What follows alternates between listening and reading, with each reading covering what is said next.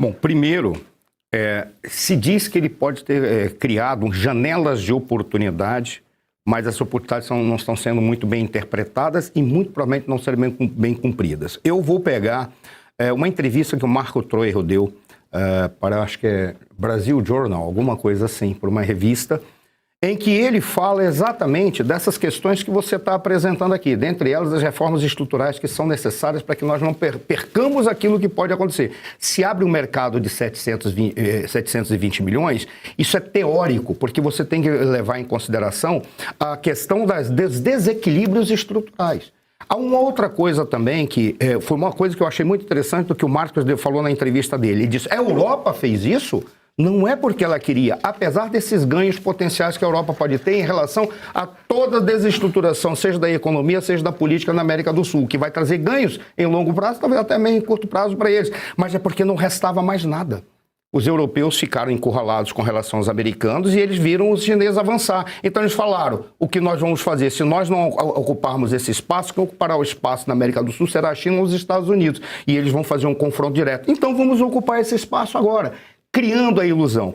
Mas para encerrar, e aí eu vou muito direto, há um dado que é bem de acordo com o que você está falando, Segre, porque eu acompanhei desde o início a construção do Mercosul. O Mercosul foi construído errado. Totalmente errado. Todas as experiências em relações internacionais que foram feitas demonstravam que se era para você construir um bloco econômico, e o Mercosul não é um bloco econômico, ele deseja ser um bloco econômico, ele teria que seguir as experiências da União Europeia. Apesar de eu não gostar da União Europeia, que é apenas um organismo internacional, foi uma experiência correta, porque ela partiu dos elementos econômicos para resolver problemas pontuais e foi se espraiando, criando instituições políticas. O que o Mercosul fez? Fez um acordo e avançou nas instituições políticas, para que as instituições políticas regulassem os comportamentos econômicos, criando problemas para a Argentina e para o Brasil depois em função da Argentina, mas todo mundo acusa os argentinos. O grande culpado do que aconteceu na Argentina foi Sua Excelência presidente Fernando Henrique Cardoso, que num determinado momento ele fez uma paridade com o dólar e quebrou as expectativas que os argentinos estavam fazendo. Aí os argentinos falaram, a partir de agora a gente não respeita mais nada daquilo que foi acordado. Foi ali que teve, aí passou a ser um confronto naquilo que nasceu para ser um espaço de harmonia. Mas só para que a gente tenha noção, o que isso gerou? Gerou a partir do momento de ter criado instituições políticas, ao invés de resolver os problemas econômicos e criando instituições pontuais da economia, como começou a Europa, para resolver questões de economia, questões estratégicas na produção, que começou na realidade com a questão do aço, tá? Carvão e aço, foi ali que começou. E aí eles criaram uma experiência vitoriosa, apesar de eu não gostar da União Europeia, por outras razões. Não tem nada de pessoal, apenas por questões estratégicas. Mas basicamente é isso. Então a minha expectativa é de que não será positivo para nenhum dos latino-americanos, no caso, os participantes do Mercosul. Mas é o que resta. E como o Marcos Troiro e você tem acentuado sempre, para tanto, pelo menos cria a obrigação de fazer reformas estruturais. O problema é que vai depender de se essas reformas vão ter governos que entendam quais são as reformas estruturais necessárias. Porque para comprar europeu, a gente tem que virar capitalista. Começa por aí. E aí nós temos que ver como é que vai ser feito.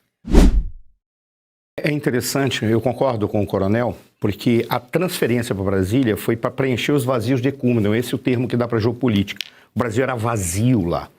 Mas a proposta do que o André está falando não precisa mais ser resolvida geograficamente. Sim. É você rever o Pacto Federativo. Claro. É retirar o poder de Brasília. Deixa Brasília para fazer uma centralização e trabalhar na preservação da integridade territorial. Para isso ficaria lá a Defesa, Ministério das Relações Exteriores e ficaria lá trabalhando também a questão que voltada para a moeda. Pronto, ficaria apenas isso, mas deixaria a governança, que é a reforma do Pacto Federativo. Essa que é a grande jogada, era isso que eu acho que complementaria a lógica de dizer, tudo bem, nós temos muito Brasília, sim, não tem mais porque geograficamente estava correto. O que estava errado é que na hora que eles fizeram o projeto, eles tinham que ter feito todo um trabalho de infraestrutura de mobilização, investindo em especial nas ferrovias, porque Sim. poderia fazer uma integração. Então ficou distante e ninguém chega desde a década de 60 para ir para Brasília só de avião. É. Ou então vai a pé, que nem o Nicolas chega lá, da Odisseia do Nicolas, de repente ele pode chegar lá que nem chegou... como é que é? O Phil Dípides, foi o cara que inventou a maratona, chegou lá e morreu.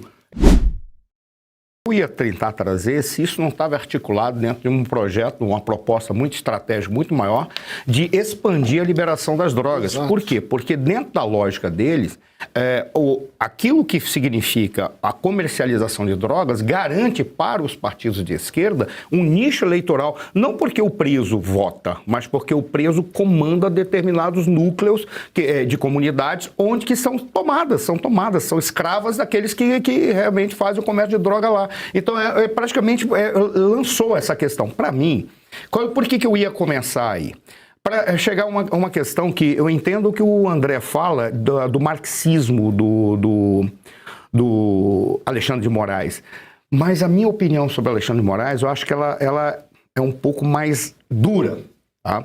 Eu não diria nem que ele é marxista, porque na época em que ele fazia a faculdade, era uma época que você tinha que defender teses marxistas. Por exemplo, imagina eu, defensor da doutrina de segurança nacional, monarquista, conservador e cristão, capitalista das minhas, tendo que defender uma tese em que eu tinha que colocar ali que os militares estavam envolvidos não sei o quê. Eu dizia, não vou fazer. Então eu tinha que arranjar formas para preservar a minha postura sem ofender a banca, porque eu seria reprovado por uma única razão, não é porque minha tese era ruim. Eu ia ser reprovado porque eu não estava dizendo aquilo que eles queriam, claro, ou que eles pudessem dizer. Então, ali, ele estava num ambiente em que certamente, e eu não estou defendendo o Alexandre de Moraes, agora que vem a paulada, em que certamente ele fazia parte de um conglomerado de indivíduos que tinham que seguir aquilo que os professores falavam.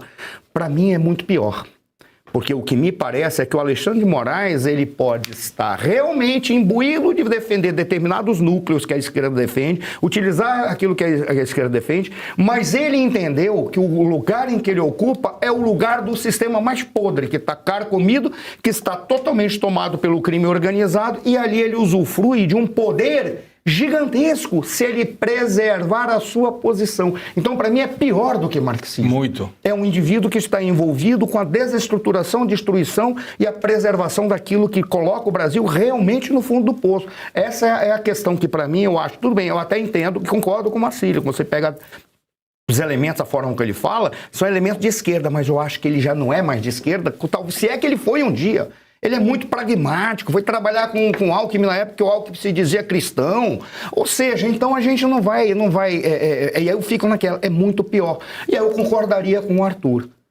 Para um processo eleitoral, você não tem tempo para explicar. Você tem que ser claro com coisas que são palpáveis. E tem que ficar muito claro para dizer, nós defendemos a segurança pública e traficante é bandido, está contra os valores da nossa sociedade. Eles defendem isso, está aqui, e votem no lado certo. Aquilo que o Arthur falou, dentro da lógica eleitoral, é estratégico. Isso é fantástico.